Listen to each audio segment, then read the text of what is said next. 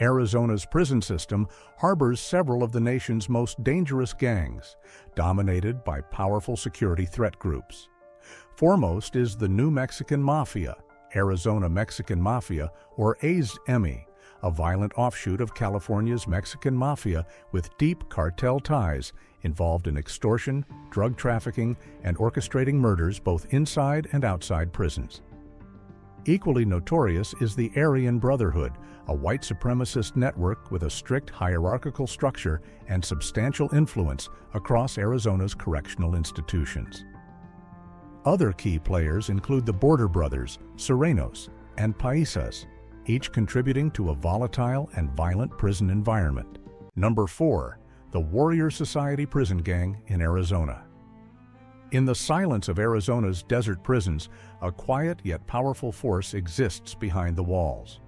It's not defined by race wars or cartel connections, but by bloodlines, tribal pride, and a code of honor forged in centuries of survival. This is the Warrior Society, an indigenous prison gang rooted in tradition, united by ancestry, and feared for their discipline and violence. In a world governed by chaos, they bring a structure of their own, an order shaped by Native identity, and the harsh realities of incarceration. The Warrior Society began to take form in Arizona's prisons during the 1990s, though its roots stretch further back in the collective history of indigenous people in the Southwest. Faced with systemic racism, isolation, and a lack of representation in gang-dominated prisons, Native American inmates began organizing for protection and cultural unity. Comprised primarily of inmates from Apache, Navajo, Hopi, and other southwestern tribes, the Warrior Society emerged not only as a gang, but also as a movement. They saw themselves as protectors of indigenous identity behind bars, resisting the pressures to assimilate into Hispanic, black, or white prison factions. But as their numbers grew, so did their power, and so did the violence. Unlike many other prison gangs, the Warrior Society operates on a deep cultural foundation. Elders and respected members of the tribe serve as leaders or councilmen who guide the group with spiritual and strategic decisions. Younger members are expected to learn their heritage, participate in ceremonies, and follow the rules of the society. This structure gives the Warrior Society a strong internal code: loyalty, silence, and honor above all. Members are expected to protect fellow Native inmates, settle disputes internally, and never cooperate with law enforcement. But while they claim to uphold Native tradition, their methods are far from peaceful. The Warrior Society has been linked to assaults, drug trafficking, extortion, and deadly retaliation inside Arizona correctional facilities. The Warrior Society is most active in state prisons such as ASPC Florence, Lewis, and Winslow, facilities with significant Native American populations. In these institutions, they hold influence over entire yards, especially in units where indigenous inmates form a majority. Their rivals often include Hispanic gangs like the Border Brothers and the Mexican Mafia, as well as white supremacist groups like the Aryan Brotherhood. Tensions frequently erupt when respect is violated or when territory and drug profits overlap. The society has been known to engage in brutal assaults to maintain dominance. In one notable incident at ASPC Lewis, members ambushed a rival inmate in the showers, leaving him hospitalized with severe wounds. Corrections officers later discovered ceremonial feathers and symbols near the crime scene, a message sent in silence. For many young Native inmates, especially those from reservations plagued by poverty and addiction, the Warrior Society offers a sense of belonging and purpose. New recruits are often indoctrinated with a blend of prison rules and tribal teachings. They are taught to fight, to respect the elders, and to understand their enemy. Initiation rituals vary but often include acts of violence, followed by spiritual rites involving sage, drums, and chants. Tattoos, such as arrows, feathers, or clan symbols, mark their allegiance, visible signs of identity and protection. To outsiders, the Warrior Society is just another violent gang. But to its members, it's a sacred bond. Part family, part army, part spiritual brotherhood. Arizona's Department of Corrections classifies the Warrior Society as a security threat group, STG, closely monitoring their movements, communications, and associations. Intelligence units work to disrupt their activities, often isolating key members in solitary confinement. Yet the society endures. Their strength lies not just in numbers, but in their unity and cultural grounding. And as incarceration rates among Native Americans remain disproportionately high, the ranks of the Warrior Society continue to grow. In the unforgiving world of prison politics, the Warrior Society stands apart, a gang molded by oppression, strengthened by tradition, and driven by survival. They are warriors not just in name, but in purpose. And in the heart of Arizona's prison system, their spirit, fierce, proud, and unbroken, refuses to be caged. Number 3. The Border Brothers Gang in Arizona. In the heart of the American Southwest, where desert landscapes meet towering prison fences, a lesser-known but powerful force controls the shadows. The Border Brothers. Born from the cultural fault line between the United States and Mexico, this gang has carved out a ruthless reputation inside Arizona's prison system and beyond. Quiet, disciplined, and deadly. The Border Brothers are not just a gang. They are a brotherhood with a singular mission: power through loyalty, fear, and silence. The Border Brothers, also known as BB, first emerged in the 1980s and 90s in Arizona prisons. Their origins are tied closely to Mexican nationals, men who entered the U.S. illegally and were incarcerated without affiliation to the dominant Hispanic prison gangs like the Mexican Mafia or Surenos. With no protection, they formed their own alliance for survival. What began as a protective group for Mexican-born inmates evolved into an organized, structured prison gang. The Border Brothers adopted a no-nonsense approach: low profile, high discipline, and fierce loyalty. Their membership is largely comprised of Mexican nationals and undocumented immigrants, giving them a strong connection to the cartels across the border. The Arizona Department of Corrections, particularly facilities like ASPC Florence and Iman, have long been home to the Border Brothers. Though they don't boast the numbers of rival gangs like the Mexican Mafia or Aryan Brotherhood, the BB compensate with cohesion and strategic violence. Inside, they maintain a strict hierarchy. Orders come from respected elders, and every member knows their role. New recruits must earn their place, often by carrying out violent assaults or hits on rival gang members. Their targets are not random. The BB act with calculated precision, striking only when necessary. Unlike flashier prison gangs, the Border Brothers avoid unnecessary attention. They wear minimal tattoos and avoid public displays of affiliation. Their strength lies in discretion. While other gangs make headlines, the BB operate in silence, and silence is their weapon. The primary rivalry inside Arizona prisons is with the Mexican Mafia. The Border Brothers have refused to pay the so-called IME tax, a prison fee that grants protection and drug trade access under the Mafia's umbrella. This defiance has sparked deadly wars between the two groups. In 2012, a series of targeted stabbings occurred at ASPC Lewis, where BB members clashed violently with Mexican Mafia soldiers. Yard lockdowns became routine as corrections officers worked to separate the groups before bloodshed erupted again. In the drug game, the BB carve out their own routes, often working independently with Mexican cartels.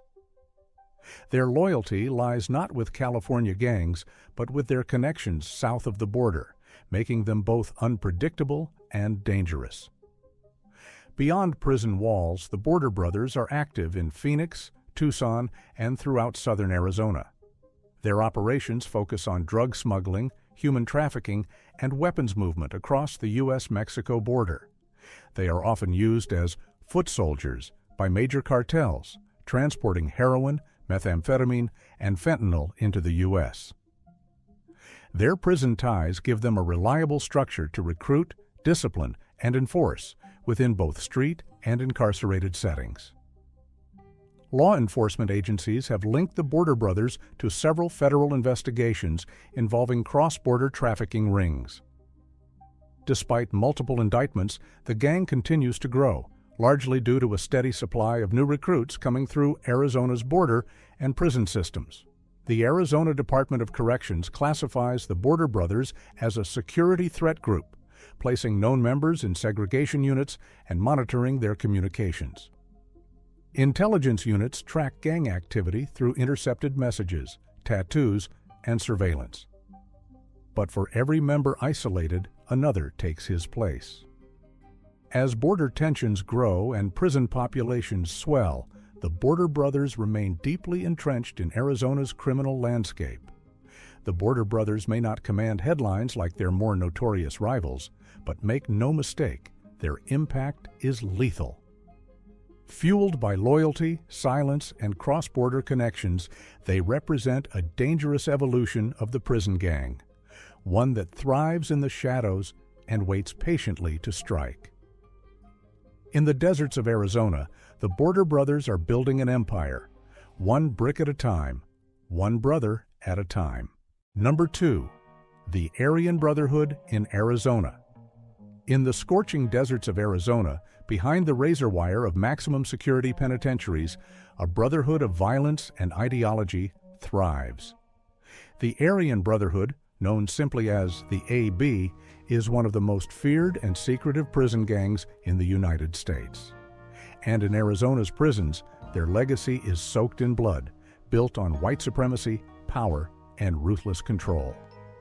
The Aryan Brotherhood was born in California's San Quentin State Prison in the 1960s. Originally formed for protection against Black and Latino inmates, the group evolved into a criminal empire rooted in white supremacist ideology. Over the decades, the AB spread across the nation, and by the 1990s, their reach had firmly extended into the Arizona Department of Corrections. Arizona's prison system, riddled with racial tension and gang rivalries, provided fertile ground for the Brotherhood's rise. AB members infiltrated state facilities like ASPC Florence, Amon, and Lewis. Their goals were clear: establish racial dominance, control the drug trade, and eliminate all threats, whether inmate or guard. Inside Arizona's prisons, the Aryan Brotherhood functions like a paramilitary organization. Orders come from the top, and disobedience is met with swift and brutal consequences. The gang enforces strict rules: loyalty, secrecy, and racial purity. Anyone who violates these tenets faces beatings, stabbings, or worse. The AB exerts influence over white inmates, often pressuring non-gang members to pledge allegiance or pay for protection. They engage in extortion, gambling, and most notably, drug trafficking. The Brotherhood's alliance with the Mexican Mafia has allowed them access to powerful narcotics networks, exchanging power for product. In Arizona, these gangs work together in an uneasy truce, dividing prison yards by race, maintaining order through fear. But when truces break, the consequences are deadly.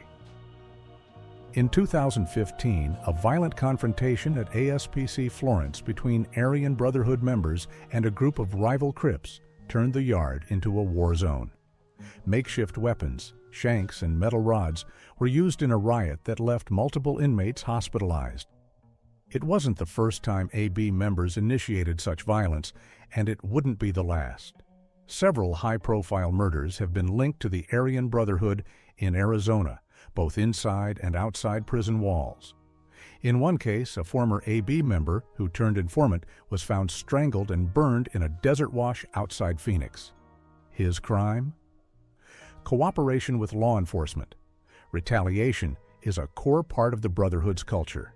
Even outside prison, former members are hunted for betrayal. Arizona has become a battleground for these vendettas, with law enforcement often one step behind. Recruitment in Arizona prisons is quiet but deliberate. Young white inmates, especially those vulnerable and serving long sentences, are prime targets. New recruits are tested through violence and must prove their worth by carrying out assaults or hits. The AB's ideology is deeply rooted in white supremacy.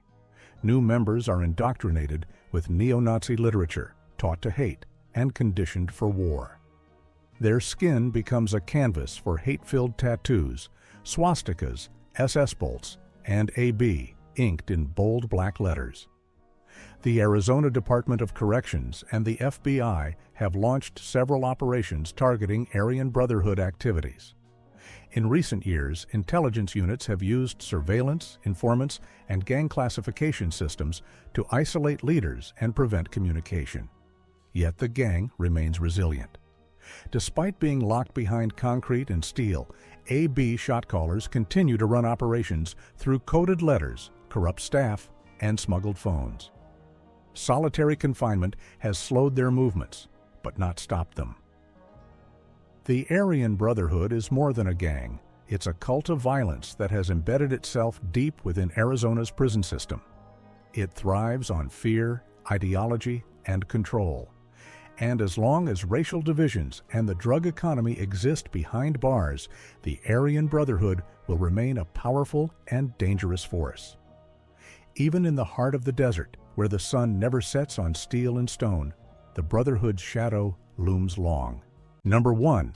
The New Mexican Mafia, EMA Nuevo Mexico, in Arizona. In the violent underworld of America's prison system, few names carry the same weight as the Mexican Mafia. But within the shadows of the Southwest, a different force has emerged, just as deadly, just as organized. It calls itself the New Mexican Mafia, or EMA Nuevo Mexico. Born from bloodshed and betrayal, it is a prison gang that has risen from the ashes of internal conflict, forging its own identity and expanding its reach into Arizona. This is the story of a gang that defied the original La M.A. and built a ruthless empire of its own. The New Mexican Mafia was born out of division. In the 1980s, tensions within the Mexican Mafia in New Mexico boiled over. Disagreements over leadership, taxation, and respect fractured the original structure. A rebellious faction broke away, denouncing the authority of the California-based Mexican Mafia and forming their own version of La M. Calling themselves the New Mexican Mafia, or EMA Nuevo Mexico, they retained many of the traditions, symbols, and codes of the original organization, but they pledged allegiance only to themselves. With roots deep in New Mexico's prison system, the gang began to recruit from Hispanic inmates who felt overlooked or abused by the California EM. But soon, their ambitions expanded. The state of Arizona, with its high population of Hispanic inmates and proximity to cartel routes, became the next target. Arizona's prison system, already saturated with gangs like the Aryan Brotherhood, Border Brothers, and California's Mexican Mafia, became a war zone as the New Mexican Mafia moved in. They brought with them the same ruthless tactics: extortion, stabbings, intimidation, and control of the drug trade inside the walls. Their presence has been documented in facilities such as ASPC Florence, Lewis, and Amon. Corrections officers have identified a growing number of inmates aligning with the New Mexican Mafia, forming a distinct power structure that competes directly with La M.A. and its Surenos affiliates. The rivalry between the two factions has led to bloodshed. In some yards, truces are formed to avoid open conflict. In others, it's a silent war, fought with shanks, coded messages, and hits executed without hesitation. The New Mexican Mafia operates with military-like discipline. The Leadership Council, often composed of older, respected members known as carnales, issues orders that flow down through trusted lieutenants. The gang enforces rules with an iron fist. Betrayal is met with swift execution. Their symbols mirror those of the original EME, the number 13, the letter M, Aztec imagery, and often the state's Zia sun symbol adapted into their iconography.